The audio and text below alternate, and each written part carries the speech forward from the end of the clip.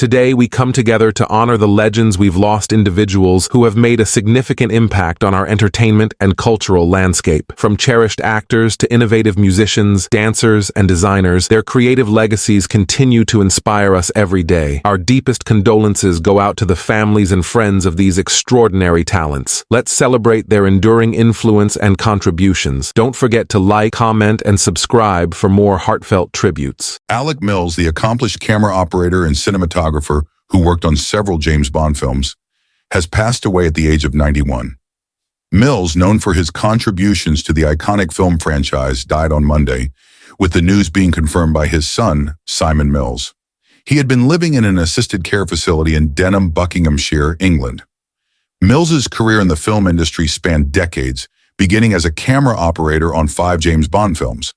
He first worked on Her Majesty's Secret Service, 1969, directed by Peter Hunt, followed by Lewis Gilbert's The Spy Who Loved Me, 1977, and Moonraker, 1979, as well as John Glenn's For Your Eyes Only, 1981, and Octopussy, 1983. His role as a camera operator helped shape the visual style of the Bond series, contributing to its legendary status. In 1987, Glenn appointed Mills as the director of photography for The Living Daylights, marking a new chapter in Mills' career as he transitioned to a cinematographer. He continued in this role for License to Kill, 1989, both of which starred Timothy Dalton in the title role.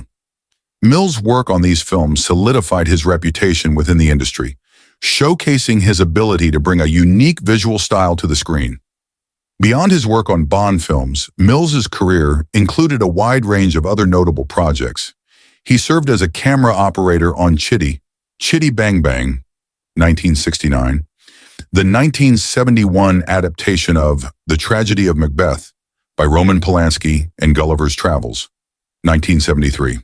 He also worked on Death on the Nile, 1978, directed by John Guillermin, Eye of the Needle, 1980, directed by Richard Marquand, and even Return of the Jedi, 1983, the third film in George Lucas's Star Wars trilogy. Mills was also a key figure in the technical side of the film industry. In 1978, he was involved in the founding of the Guild of British Technicians, a group dedicated to supporting and advancing the technical aspects of filmmaking. He served on the Board of Governors of the British Society of Cinematographers from 1998 to 2009, further contributing to the industry by mentoring younger filmmakers and advocating for the interests of cinematographers and camera operators. Throughout his life, Mills was known for his dedication to his craft and his contributions to the art of cinematography. He is survived by his wife, Susie, an assistant director whom he married in 1977. Mills's passing marks the end of an era for those who appreciated his work on some of the most memorable films in cinematic history.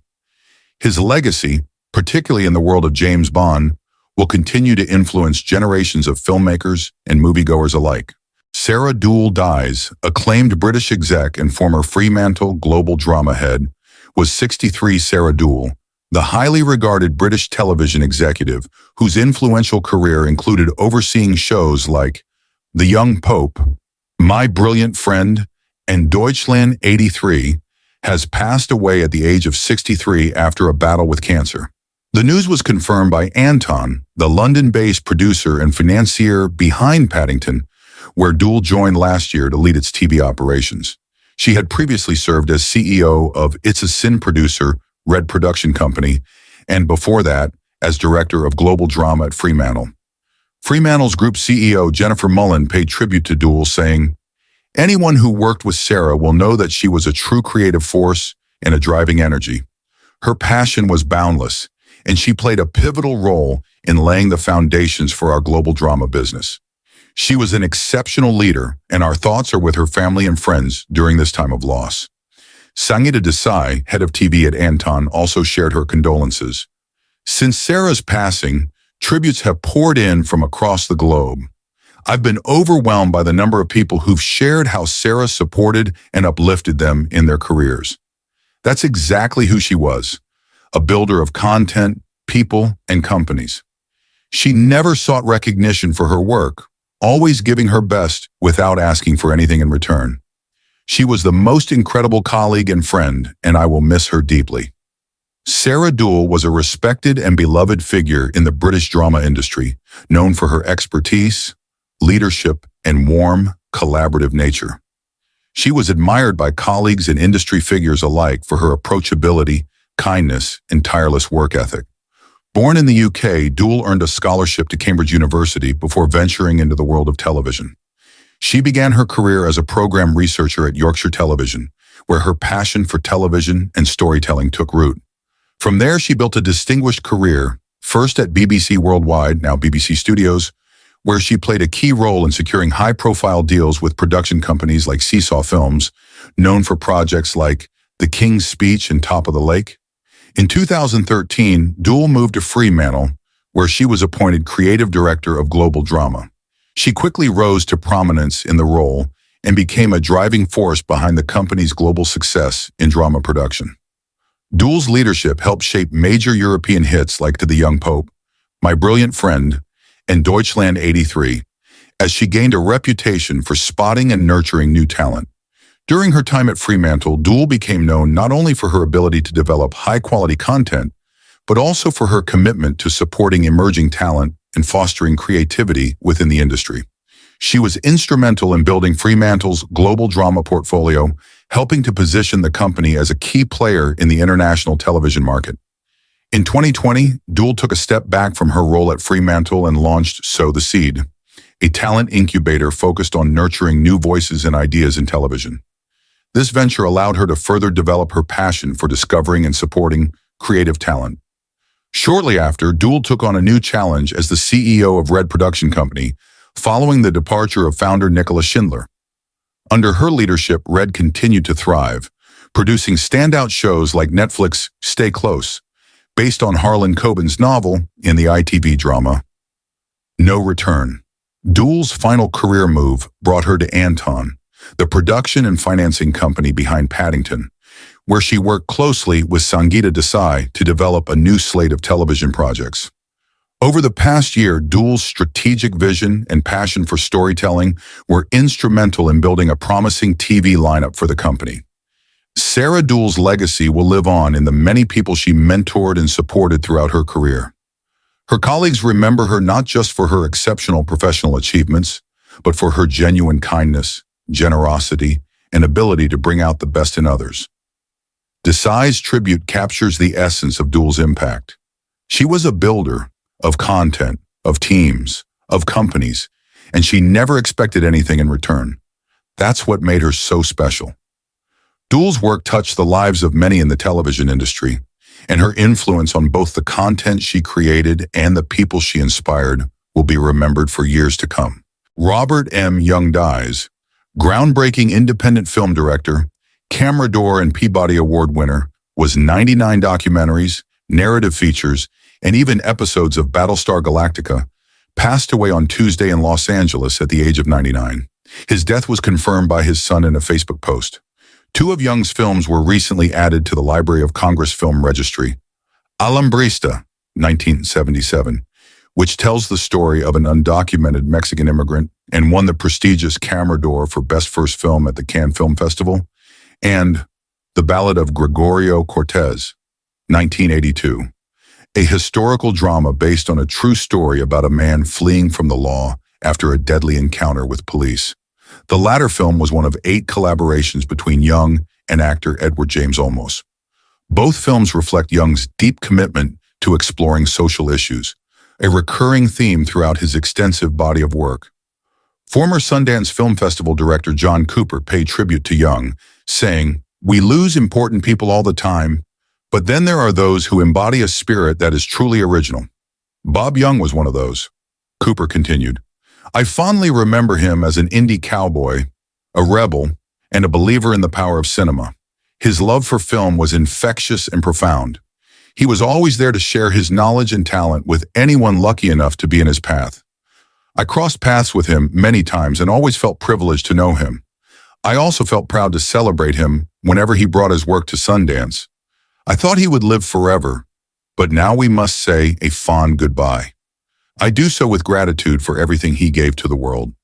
Born in New York, Robert Milton Young attended MIT before serving in the U.S. Navy during World War II, where he was part of a photographic unit in the South Pacific. After the war, he graduated from Harvard University and began his career in filmmaking by producing scientific films. This led to his early work in documentaries, where he earned credits as both a director and cinematographer. In 1960, while working for NBC News, Young directed Sit In, a documentary featuring early footage of Dr. Martin Luther King Jr. and his civil rights activism. The film won a Peabody Award, marking a significant turning point in Young's career.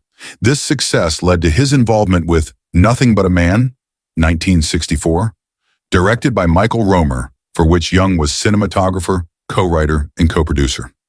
Young's first solo feature as director was Short Eyes in 1977, an adaptation of Miguel Piñero's play about an accused child rapist in a New York City jail, starring Bruce Davison. And this was followed by Alambrista, which would become one of his signature works. He also directed 2 studio films in the late 1970s, Rich Kids and One Trick Pony, the latter starring Paul Simon. His later work included Extremities, 1986, with Farrah Fawcett, Dominic and Eugene, 1988, starring Tom Hulce and Ray Liotta, Triumph of the Spirit, 1989, with Willem Dafoe and American Me, 1992, which explored the world of Mexican-American prison gangs. Young is survived by his wife, Lily, as well as his sons Andrew, Nick, and Zach, daughters Melissa and Sarah, and 9 grandchildren. Memorial plans are currently pending. Sam Mercer, producer on Night Shyamalan Films and ILM executive, dies at 69. Sam Mercer, a highly regarded producer who worked on 7 films with director Night Shyamalan, including The Sixth Sense, and held an executive role at Lucasfilm's Industrial Light and Magic, ILM, has passed away at the age of 69.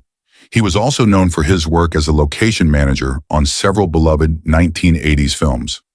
Mercer's wife, Tegan Jones, confirmed the news of his death, stating that Mercer passed away on February 12th after battling younger onset Alzheimer's disease.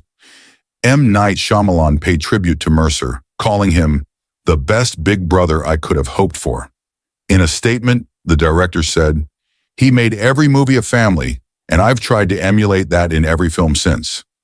Mercer had a lasting impact on Shyamalan, both professionally and personally, teaching him valuable lessons about leadership on set. Shyamalan reflected, "Sam and I started working together when I was in my mid-20s. He taught me that the culture of a set comes from the top down. He led with kindness and showed me how to navigate pressure with grace. He made me laugh and took care of me at the same time. He did this with everyone." Born in Weston, Massachusetts, Mercer relocated to Los Angeles to pursue a career in the film industry. He began as a location manager in the 1980s, working on iconic films such as Stripes, National Lampoon's Vacation, Pee-wee's Big Adventure, Peggy Sue Got Married, and The Witches of Eastwick. He later moved to Walt Disney Studios, where he worked as a production executive, overseeing projects like Good Morning Vietnam and Dead Poets Society, the latter of which earned Robin Williams his first 2 Oscar nominations for Best Actor. Mercer's work at Disney continued as he was promoted to Vice President of Motion Picture Production at Hollywood Pictures.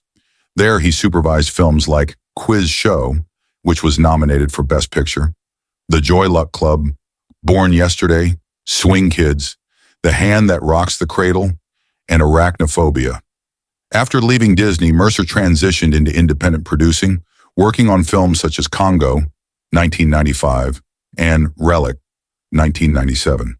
His partnership with Shyamalan began in 1999 when he served as executive producer on The Sixth Sense, a global hit starring Bruce Willis and Haley Joel Osment. The film became one of the highest-grossing films of 1999, earning $672.8 million worldwide and cementing Mercer's reputation as a key figure in the industry. The success of The Sixth Sense marked the start of a decade-long collaboration between Mercer and Shyamalan. Mercer served as a producer or executive producer on numerous Shyamalan films, including Unbreakable, Signs, The Village, Lady in the Water, The Happening, and The Last Airbender. He also worked on other notable films during this period, including Mission to Mars, Jarhead, and Things We Lost in the Fire. In the 2000s and 10s, Mercer continued his producing career, contributing to films like Snow White and the Huntsman and the BFG. In 2015, he took on a new challenge as the head of Industrial Light and Magic, ILM, overseeing the company's 4 locations in San Francisco, Vancouver, London, and Singapore. Upon his appointment, Lucasfilm president Kathleen Kennedy praised Mercer for his ability to handle challenges with professionalism and a calm demeanor, noting that he earned the respect and admiration of everyone who worked with him. Mercer's final credit was the 2020 film Concrete Cowboy, which was written and directed by Ricky Staub, a former assistant of Mercer's. Staub expressed deep gratitude for Mercer's mentorship, stating, "Working for Sam changed the entire trajectory of my life. He showed me how filmmaking could be a transformative experience for a crew and not just a job. It's the in-between moments I cherish the most. The walks to lunch, him jokingly calling me Ricky Bobby, the late nights when it was just us with pages of spreadsheets." Staub also reflected on Mercer's legacy, saying, "In his passing, I am filled with immense gratitude that I got to experience firsthand this man's beautiful legacy." Sam Mercer is survived by his wife, Tegan, son Miles, and daughter Sierra. A memorial service will be held in the fall. In lieu of flowers or gifts, the family requests donations to be made to Lorenzo's House, a nonprofit organization supporting families affected by younger onset dementia. Steve Wright, iconic BBC radio host and former Top of the Pops presenter, dies at 69 for his long-running radio career with the BBC and his time as the host of Top of the Pops. Wright's death was confirmed by his family in a statement shared with the BBC on Monday. The family expressed their grief in the statement, saying, "It is with deep sorrow and profound regret that we announce the passing of our beloved Steve Wright." In addition to his son, Tom, and daughter, Lucy, Steve leaves behind his brother, Lawrence, and his father, Richard. He is also mourned by his close friends, colleagues, and millions of dedicated radio listeners who welcome Steve into their homes daily, making him one of the UK's most enduring and loved radio personalities. As we grieve, the family kindly requests privacy during this profoundly difficult time. BBC Director General Tim Davie paid tribute to Wright, calling him the ultimate professional, passionate about the craft of radio and deeply connected to his listeners.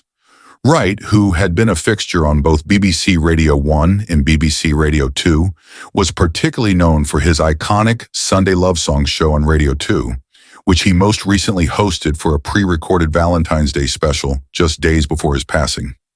Steve Wright's career spanned decades, and his work on BBC Radio was legendary. He first rose to national prominence in the 1980s as the host of Steve Wright in the Afternoon, a program that became a hallmark of afternoon radio for its humor, eclectic music choices, and engaging format. In addition to his radio work, Wright also had stints hosting the music television show, Top of the Pops, and its spin-off, Top of the Pops 2. His death comes just weeks after the passing of another BBC legend, Annie Nightingale, the first female presenter of a BBC Radio 1 show. Both figures represented the golden era of BBC Radio and were beloved for their contributions to British broadcasting. Born in London in 1954, Steve Wright's journey to becoming a household name began in the early 1970s. He started his career at the BBC in his early 20s as a clerk, before moving into radio work at Thames Valley Radio. It wasn't long before Wright's natural on-air presence and unique style caught the attention of the BBC, and he soon returned to join Radio 1, initially presenting weekend shows. It was in the 1980s, however, that Wright became a fixture of British radio with the debut of Steve Wright in the Afternoon. The program quickly became a massive success, transforming Wright into one of the UK's most famous and influential radio presenters. Known for its blend of humor, music, and interviews with celebrities, the show captivated millions of listeners. Wright's ability to engage with his audience and his distinctive, laid-back delivery became his signature style, earning him a special place in the hearts of radio fans.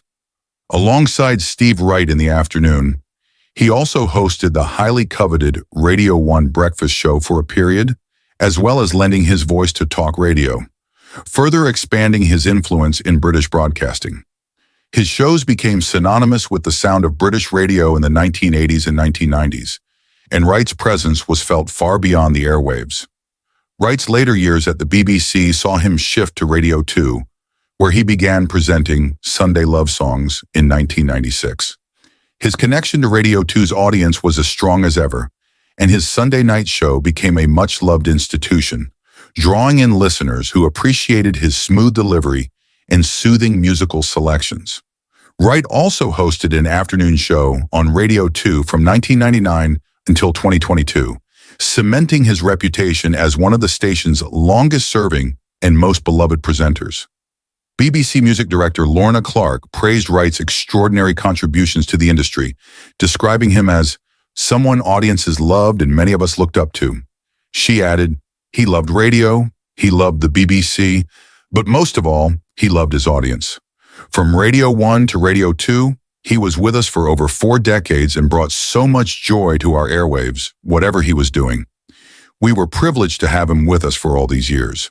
Throughout his long and successful career, Wright earned the admiration of not only listeners, but also colleagues and industry peers.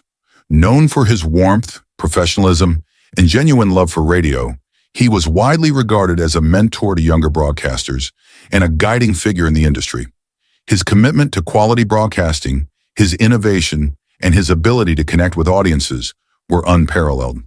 Wright's career, spanning over 4 decades, has left an indelible mark on the world of radio, and his passing is a significant loss to the broadcasting community. Henry Fambro. Di's last surviving original member of the Spinners was 88. Henry Fambro, the final surviving original member of the iconic R&B group The Spinners, has passed away at the age of 85. He died peacefully yesterday at his home in Northern Virginia. The news of Fambro's death was shared on the Spinners' official Instagram account, though no cause of death was specified. The post noted that he passed away quietly, surrounded by loved ones. Fambro, known for his distinctive baritone voice, was a key part of the group's signature vocal blend, which made hits like I'll Be Around, Could It Be I'm Falling in Love, and One of a Kind, Love Affair, so memorable. In 1954, Fambro formed a vocal group called the Domingos with his friends from suburban Detroit, Billy Henderson, Purvis Jackson, C.P. Spencer, and James Edwards. Over the following 2 decades, the group would undergo several lineup changes before solidifying the classic and most successful version of the Spinners in the early 1970s, with Fambro, Henderson, Jackson, Bobby Smith, and Philip A. Wynne. The group's first major hit came in 1970 with It's a Shame, co-written and produced by Stevie Wonder, which reached number 1, 14 on the Billboard Hot 100. The Spinners then scored a breakthrough with the soulful I'll Be Around in 1972, which hit number 1, 3 on the charts, marking the beginning of their commercial success. Another hit, Could It Be I'm Falling in Love, followed closely behind, also landing in the top 5, solidifying the group's place in the R&B scene. The 1973 track One of a Kind, Love Affair, came just shy of the top 10. The Spinners would achieve their greatest success in 1974 with the chart-topping Then Came You, a collaboration with Dionne Warwick, which became their first number 1 hit on the Hot 100. They continued to enjoy chart success through the late 70s and early 80s with additional top 10 hits, including They Just Can't Stop It, Games People Play, The Rubber Band Man, and the medley Working My Way Back to You, Forgive Me Girl. Other hits like Cupid, Loved You for a Love Time also performed well on the charts. The Spinners were not just known for their hit singles. They also released 2 top 10 albums in the mid-70s, New and Improved and Pick of the Litter. Their 1976 album, Happiness is Being with the Detroit Spinners, went gold, further solidifying their place in music history. Their final album, Round the Block and Back Again, was released in 2021. In 2023, Fambro and his bandmates were inducted into the Rock and Roll Hall of Fame after being nominated for the 4th time. This came shortly after Fambro announced his retirement from performing. He and fellow singer John Edwards, who joined the group in 1977, attended the induction ceremony to celebrate the band's long-awaited recognition. Fambro is survived by his wife of 52 years, Norma, his daughter Heather Williams, son-in-law Ronald, his sister Martha, and other extended family members.